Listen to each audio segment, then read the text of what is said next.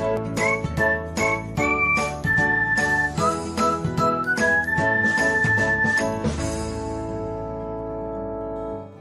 everyone, welcome back to another episode of Technologyglance.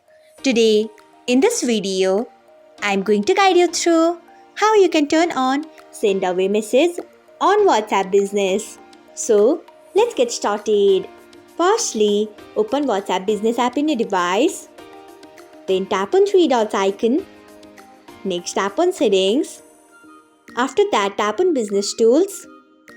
Next, tap on Away Message.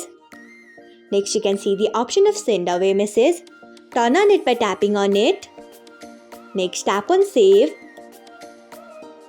So, this is how you can turn on Send Away Message on WhatsApp Business. Thanks for watching. If you found this guide helpful, we would love it if you hit the thumbs up button below.